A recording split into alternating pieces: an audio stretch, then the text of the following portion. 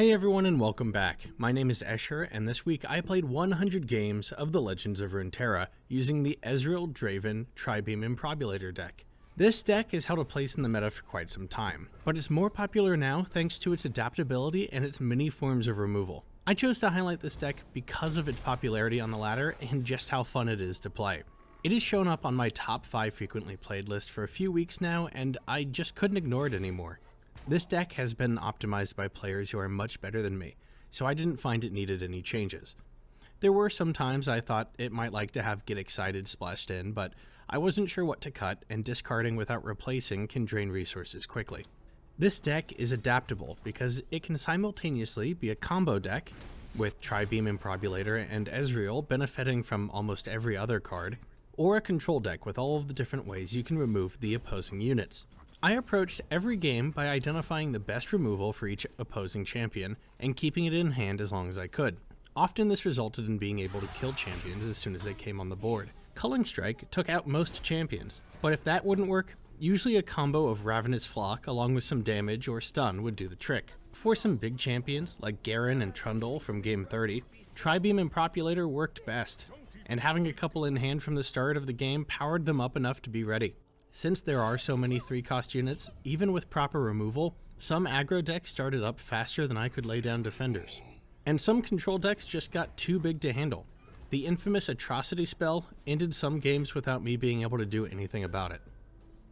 These games ranged from Gold 4 to Plat 2 on the North American Shard, so I was able to see a huge sample of what players were bringing to the ranked ladder. And now for my favorite part, let's take a look at the top 5 decks I frequently faced. Number 1, as has become routine, Azir Irelia was the most common deck I faced, this time encountering it 20 times. I was able to keep up with it and win just over half of those. It mostly came down to who drew better. Sometimes I'd be able to remove Azir, Emperor's Darius, and Irelia, but not always consistently. Number 2, for the 3rd time in a row, Thresh Nasus makes this list, appearing 5 times. The 2 times I won were because I was able to keep enemy slays low and remove champions quickly without them returning. Once Nasus came down ready to level, it was pretty much over. Number 3, Spiderburn once again appeared 4 times, with one additional variation using a Harrowing and Marauders package. The early games were always brutal, but I was able to make a comeback and win every game once I was able to ramp up my spell usage. Number 4, Trundle Lysandra Shadow Isles gave me a run for my money 4 times. Every time was a close game with me being able to remove champions and frozen thralls fairly easily, but I was never able to stop a well-timed Watcher summoned by Spectral Matron. They were my most tilting games by far.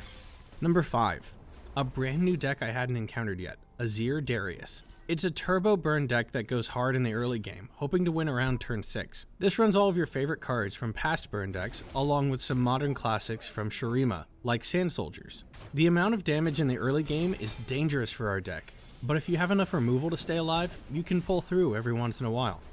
As an honorable mention, I also ran into 5 mirror matches, winning 3 out of those 5. It was always a toss-up to see who could race to Farron or other large units from Tri-Beam Improbulator. These decks made up 41% of my matches. After my experience with Talia and Malphite last week, it felt nice to win again. My overall win rate was an astonishing 64%. I started in the depths of Gold 4, but ended up in mid-platinum by the end. Here is the deck list.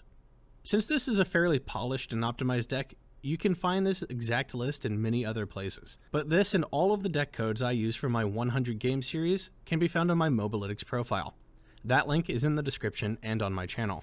I know I've rallied against Ezreal in my past videos, but him and Draven are really fun to play, especially in this meta, and knowing that I've got removal waiting for every champion is just a perfect bit of schadenfreude. If you're feeling burned out with the current meta, I definitely recommend giving this a try. It's also great in the new duo queue Shared Spoils.